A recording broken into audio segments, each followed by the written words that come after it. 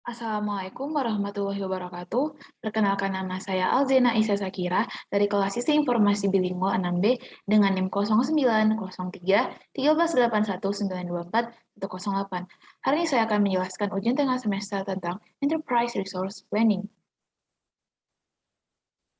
Di soal pertama itu terdapat, jelaskan manfaat implementasi ERP pada suatu perusahaan dan berikan contoh pada perusahaan yang telah menerapkan ERP. Yang pertama itu ada standarisasi proses operasi. Menstandarkan proses operasi melalui implementasi best practice sehingga terjadi peningkatan produktivitas, penurunan efisiensi, dan peningkatan kualitas produk. Lalu terdapat standarisasi data dan informasi. Menstandarkan data dan informasi melalui keseragaman pelaporan, terutama untuk perusahaan besar yang biasanya terdiri dari banyak bisnis unit dengan jumlah dan jenis bisnis yang berbeda-beda. Lalu terdapat keuangan perusahaan lebih terkendali. Penerapan ERP di perusahaan membuat semua data terintegrasi sehingga memungkinkan pencatatan keuangan itu lebih rapi dan terekam dengan baik. Dengan begitu, kita bisa memantau laju keuangan perusahaan kita sehingga bisa mengalokasikannya dengan tepat sesuai dengan kebutuhan bisnis di perusahaan. Lalu terdapat produktivitas perusahaan meningkat. Perusahaan pencatatan seperti data penjualan, persediaan barang, dan catatan data lainnya bisa dilakukan lebih cepat, efisien, dan akurat sehingga produktivitas perusahaan lebih meningkat. Bayangkan jika semuanya masih dilakukan secara manual. Kita harus melakukan audit data supaya tidak ada kesalahan dan ini sangat menghabiskan waktu. Lalu ada pengelolaan bisnis lebih efisien. Penerapan ERP itu mengakomodasi semua informasi dari berbagai departemen di perusahaan kita, sehingga untuk mengakses dan memantau perusahaan itu dilakukan dalam satu aplikasi saja. Adanya transparansi data di perusahaan itu membuat pengelolaan bisnis menjadi lebih efisien. Efisiensi biaya operasi bisnis. Fungsi penerapan ERP di perusahaan adalah mengontrol keuangan sehingga operasional perusahaan bisa terkendali dengan baik. Dengan pembuatan alokasi dana yang sudah dilakukan sebelumnya, anggaran biaya di perusahaan akan digunakan hanya untuk kebutuhan yang sudah direncanakan sebelumnya. Lalu terdapat contoh perusahaan yang telah menerapkan ERP, yaitu yang pertama ada PT Semen Gresik. PT ini adalah perusahaan ternama yang menghasilkan semen-semen berkualitas tinggi sejak tahun 1997. Produksi dan penjualan semen ditangani oleh teknologi informasi yang baik, yaitu sistem ERP. Awalnya PT Semen Gresik ini mengaplikasikan ERP sejak tahun 2001 di bagian finansial. Hingga saat ini mereka mengaplikasinya sistem ERP ke bagian manufacturing berada di 2 pabrik, 23 gudang penyangga, 120 distributor, dan 40 ekspeditur. Terdapat PT HM Bentol Prima, Bentol Group. Itu dikenal sebagai perusahaan rokok terbesar di Malang. Mereka telah berdiri selama 75 tahun dan telah memproduksi beberapa brand terkenal antara lain Mentol Biru, Star Malt, X Malt, Bentol Sejati, dan lainnya. Keuntungan dari penerapan ERP di PT Bentol Prima ini adalah efektivitas sales performance dapat diketahui. Bisa mengetahui dengan cepat masalah atau kesulitan penetrasi di suatu daerah, maka dapat dengan segera dapat diambil tindakan. Dapat juga mengetahui kompetitor, produktivitas meningkat hingga 15%, penjualan pun meningkat, dan stok level dapat terkontrol mulai dari pabrik sampai dengan penjual finansial intern juga dapat terkontrol dan waktu produksi jauh lebih singkat. Lalu di soal kedua terdapat jelaskan 2 langkah awal yang harus ditentukan dari 4 langkah awal utama mengawal MRP. Jadi 2 langkah awal tersebut adalah netting, yaitu proses yang dilakukan untuk mencari total kebutuhan bersih dari suatu komponen. Didapatkan dari selisih antara kebutuhan kotor dengan keadaan persediaan, baik persediaan yang ada di dalam gudang ataupun yang sedang dipesan. Lalu terdapat loading. Loading itu sebuah pemesanan yang dihitung secara optimal sesuai dengan kebutuhan bersih. Berikut adalah metode-metode yang menentukan sebuah lot. Yang pertama ada fixed order quantity atau FOQ, dan lalu terdapat economic order quantity atau EOQ, dan lalu terdapat L for lot atau L for L, dan fixed period requirement atau FPR.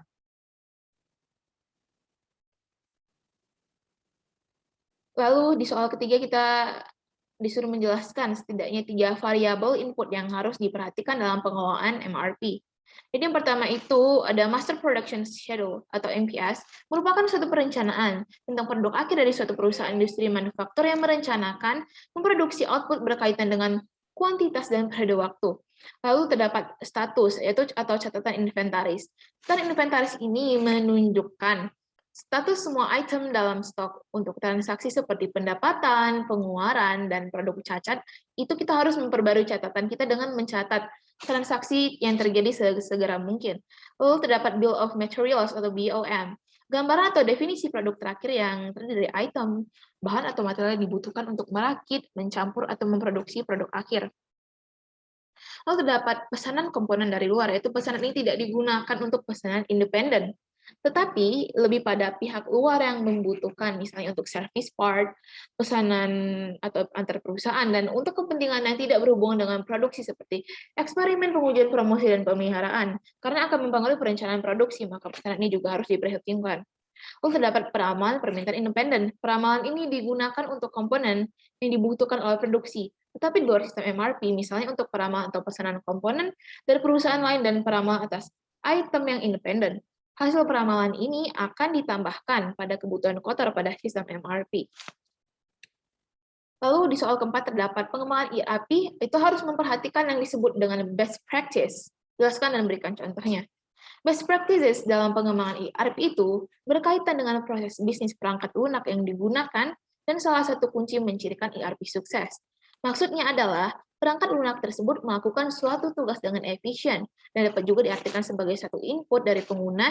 Dapat terjadi banyak proses bisnis dan luaran oleh perangkat lunak tersebut. Hal yang dilakukan dengan menerapkan best practice adalah yang pertama adalah perencanaan lebih awal. Yang kedua selalu mementingkan end user. Yang ketiga adalah melakukan proyek percontohan. Lalu terdapat contohnya, yaitu Oracle e-Business Suite. Mencakup produk perusahaan perencanaan sumber daya perusahaan serta aplikasi manajemen rantai pasokan dan manajemen hubungan pelanggan.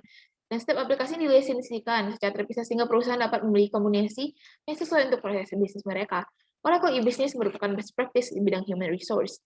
Lalu contoh kedua ada PT Semen Gresik. Itu salah satu perusahaan yang sudah menerapkan ERP dengan best practice yang dilakukan di bagian finansial. Dengan berjalannya waktu, implementasi dilakukan di bagian penjualan dan kemudian di bagian manufacturing.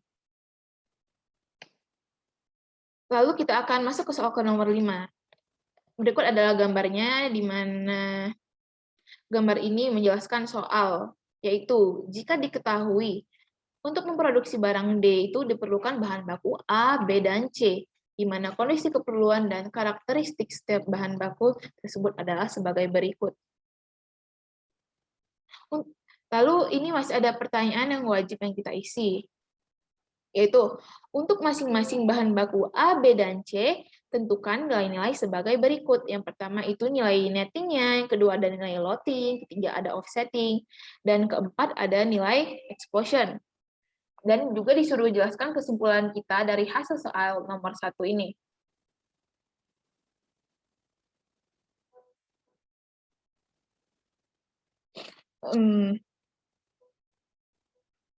Jadi kita akan menghitung bahan baku D terlebih dahulu, yaitu di sesuai soal terdapat jalur persediaan di periode 3 ada 20, dan persediaan di tangan itu sudah ada 28. Lalu di periode 1 itu terdapat kebutuhan kotor sebanyak 10, berarti kan persediaan di tangannya ada 28 ya, berarti 28 kita kurangi 10, sehingga persediaan kita itu masih ada 18. Lalu di periode kedua terdapat kebutuhan kotor itu sebanyak 15. Di persediaan di tangan kita kan ada 18, berarti 18 kurang 15, sehingga persediaan di tangan kita itu masih ada 3. Lalu kita ke periode 3, yaitu kebutuhan kotor terdiri dari 20 dan jadwal penerimaan persediaan itu masih ada 20. Berarti ini kan persediaan di tangan ada 23 ya, 23 kurang 20, berarti masih ada sisa 3. Lalu di periode keempat terdapat kebutuhan kotor sebanyak 5 dan persediaan tangan kita tuh hanya ada 3. Berarti kan otomatis akan lari ke kebutuhan bersih sebanyak 12. Lalu di periode kelima itu terdapat kebutuhan kotor sebanyak 28, tapi tidak ada penerimaan persediaan dan persediaan di tangan. Sehingga hal ini akan lari ke kebutuhan bersih yaitu sebanyak 28. Lalu ke periode 6 yaitu kebutuhan kotor itu tersedia sebanyak 15. Tidak ada jalur penerimaan persediaan, dan tidak ada persediaan di tangan. Berarti kebutuhan bersihnya 15. Hal ini akan dilaksanakan juga di periode ke-7 dan 8. Karena mereka sama-sama tidak ada persediaan di tangan, sehingga kebutuhan bersihnya terdapat 20 dan 23. Lalu untuk mencari offsetting ini kan lead time-nya 1 bulan. Berarti lead time itu dimajukan ya. Sehingga offsetting-nya terdapat 0, 0, 12, 28, 15, 20, 23, dan 0. Lalu kita akan mencari lot bahan baku D menggunakan FBR.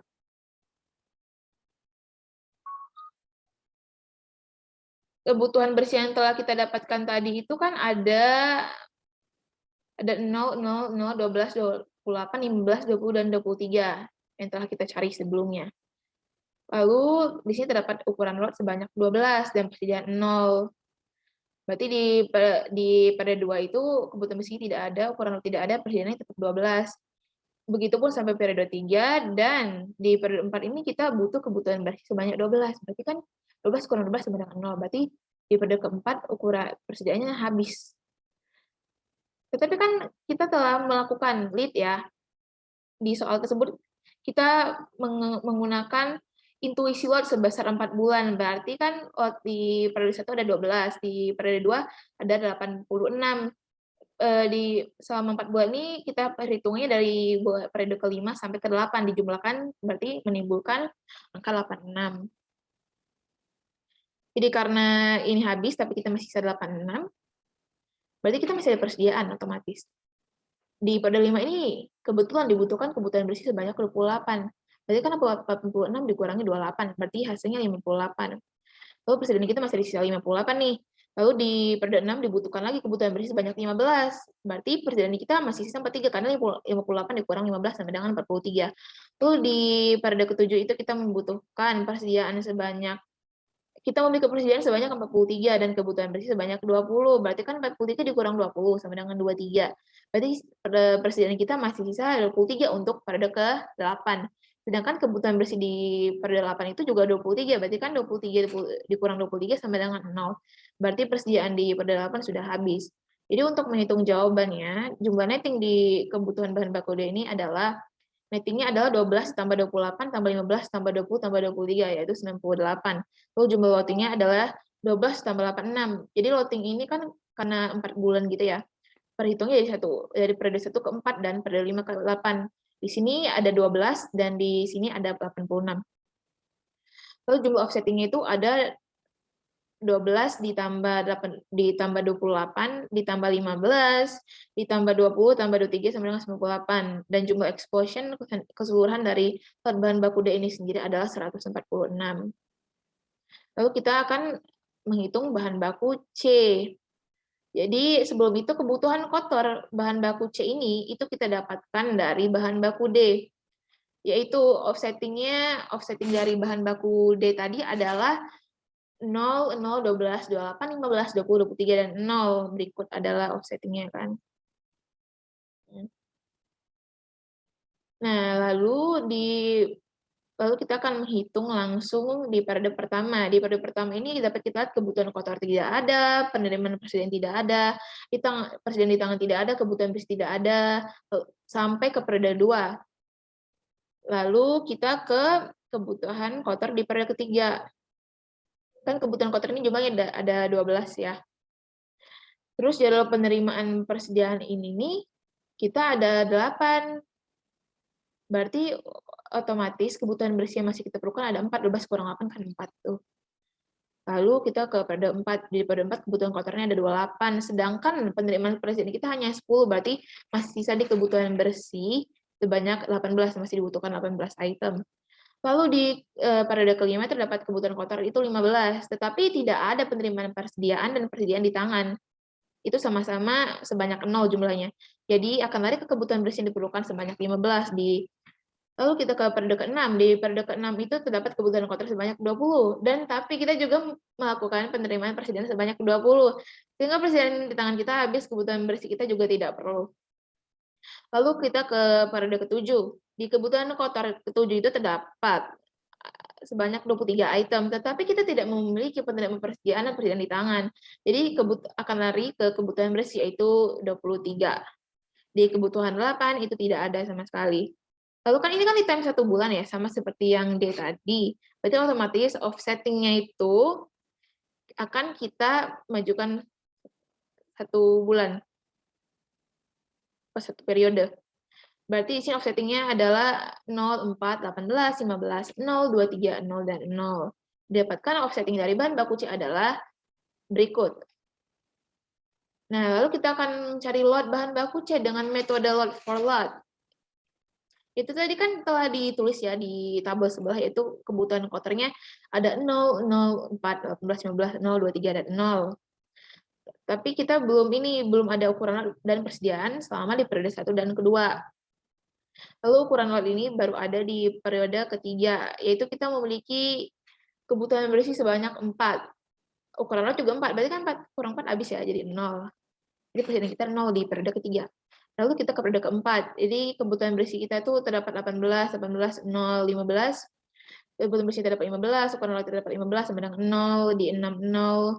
Di periode 7, yaitu kebutuhan bersihnya 23, ukuran lotnya 23, jadi persediaannya 0, dan di 8, 0. Untuk menghitung lot bahan baku C ini termasuk bisa ya, agak lebih gampang untuk menjumlahkannya. Lalu untuk keseluruhan netting di bahan baku C ini, kita mendapatkan 4 ditambah 18 tambah 15 tambah 23 sama dengan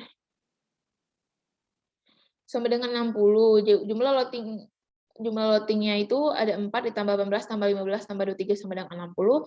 Jumlah offsetting-nya ada 4 tambah 18 tambah 15 tambah 23 sama dengan 60. Jumlah exposure 12 ditambah 8 ditambah 15 tambah 20 tambah 23 itu sama dengan 98.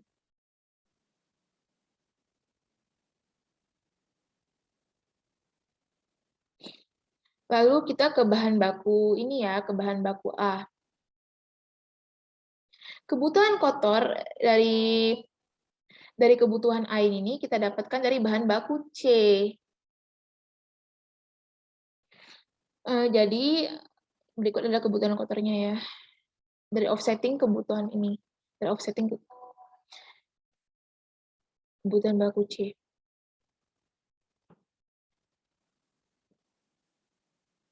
Jadi kebutuhan kotornya itu dari offsetting kebutuhan C yaitu adalah 0, 8, 36, 30, 0, 46, dan 0, dan 0.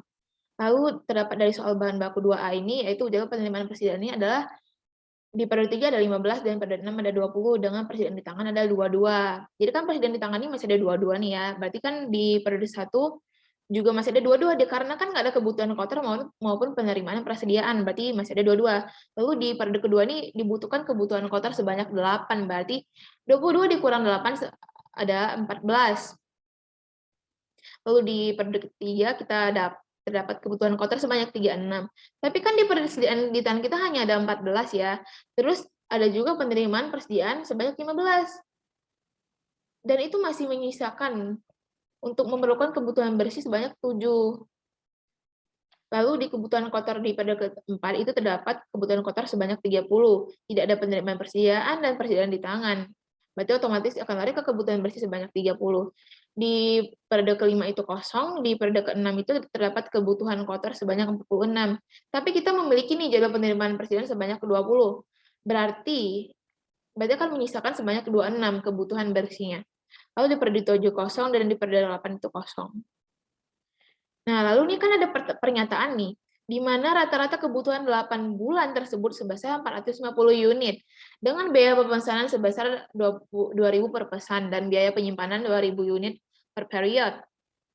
Lalu ada juga penentuan loading bahan baku A itu menggunakan metode EOQ, dengan lead time 1 bulan. Berikut adalah perhitungan lot bahan baku A menggunakan EOQ.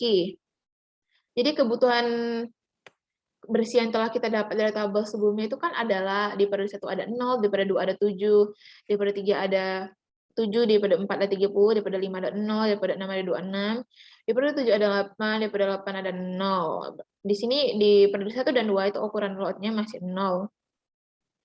Nah, lalu di periode ketiga ini itu memerlukan kebutuhan bersih sebanyak 7. Berarti kan ukuran lotnya diperlukan adalah 10 nih. Berarti persediaannya masih sisa 3. Lalu di kebutuhan bersih itu diperlukan lagi sebanyak 30. Berarti kita untuk ukuran alatnya kita otomatis tambah sebanyak 3 kali. Berarti kan ada 30 nih. Berarti di sini masih sisa persediaan 3. Lalu di kebutuhan bersih itu tidak ada penjumlahan dan ukuran alat lagi, sehingga persediaan masih sisa 3. Dan di periode 6 itu terdapat 26 kebutuhan bersih. Dan ukuran lot ini masih sisa 33, sehingga persediaannya masih sisa 7. Lalu di periode 7 dan 8 itu tidak ada perhitungan antara kebutuhan bersih, ukuran laut, dan persediaan. Lalu kita dapat Lalu kita mendapatkan jumlah netting dari sini adalah 7 ditambah 30 tambah 26 sama dengan 63. Lalu kita akan lanjut dengan cara mencari IOQ-nya, yaitu rumus IOQ sama dengan akar 2DK per H, yaitu di mana akar 2 dikali 63 ini adalah jumlah netting tadi, dan dikali 2000 ini didapatkan dari biaya pemesanan per pesan ya. Lalu dibagi 2.500, yaitu 2.500 adalah biaya penyimpanan per unit atau per period. Lalu dihasilkan akar 252.000 per 2.500, sehingga menghasilkan akar 100,8, yaitu akar 100, yaitu sama dengan 10,03 yang dibuatkan menjadi 10 unit.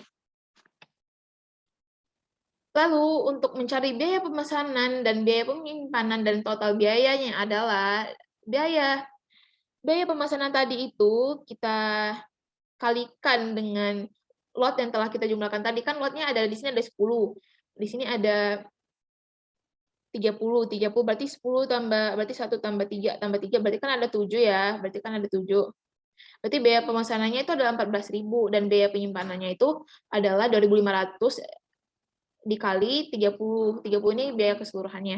Jadi sama dengan 75.000. Untuk mencari total biayanya itu, biaya pemesanan ini kita tambah dengan biaya penyimpanan ini sehingga menghasilkan total biaya sebanyak 89.000.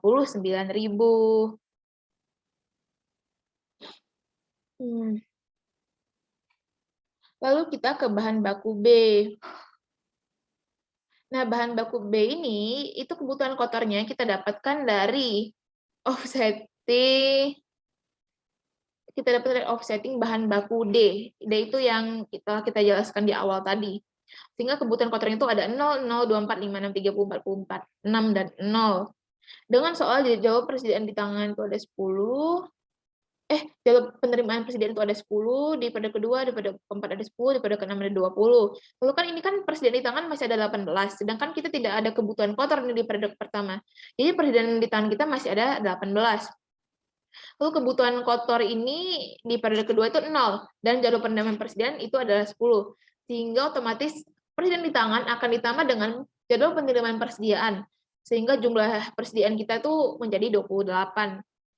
Tetapi di periode ketiga itu ada kebutuhan kotor sebanyak 24, berarti persediaan di tangan kita dikurangi dengan kebutuhan kotor, berarti dijumlahkan yaitu sebanyak 4. Lalu di periode keempat ini kita terdapat kebutuhan kotor sebanyak 56 dan kita memiliki penerimaan persediaan sebanyak 10. Tetapi kan persediaan kita masih nggak cukup ya untuk menjumlahkannya, sehingga masih diperlukan kebutuhan bersih sebanyak 42. Kalau bingung 40 yang dapat dari mana, yaitu dari 56 ini kita kurangi dengan 4, berarti kan hasilnya 52. 52 ini kita kurangi dengan 10. Berarti hasilnya 42, berarti masih dibutuhkan kebutuhan bersih sebanyak 42. Lalu di periode kelima terdapat kebutuhan kotor sebanyak 30, tetapi tidak ada jadwal penerimaan persediaan dan persediaan di tangan, sehingga kebutuhan bersih ini dibutuhkan 30. Lalu di kebutuhan kotor terdapat 40, dan ada jadwal penerimaan persediaan sebanyak 20, berarti 40 dikurang 20 sama dengan 20. Lalu ada kebutuhan kotor di periode ketujuh sebanyak 46, tetapi tidak ada penerimaan persediaan di tangan maupun jadwal penerimaan persediaan, sehingga kebutuhan bersihnya tetap menjadi 46, dan di periode ke-8 ini hasilnya 0. Lalu kita dapatkan offsetting dari lead time 2 bulan, yaitu 0, 0, 42, 30, 20, 46, 0, dan 0, dan 0.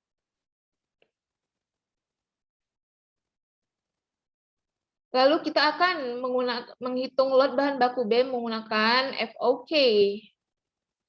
Yang pertama, kebutuhan bersihnya dari tabel sebelumnya itu kan ada di periode 1 ada 0, di periode 2 terdapat 0, di periode 3 terdapat 0, di periode 4 terdapat 40. 42, di periode 5 terdapat 30, di periode 6 terdapat 20, di periode 7 terdapat 46, di periode 8 terdapat 0. Lalu di ukuran lotnya ini dari periode 1 sampai 3 itu masih 0 jumlahnya. Begitupun dengan persediaan, jadi tidak bisa dijumlahkan ya, tidak ada penjumlahan. Lalu di periode keempat ini terdapat kebutuhan bersih sebesar 42 maksudnya.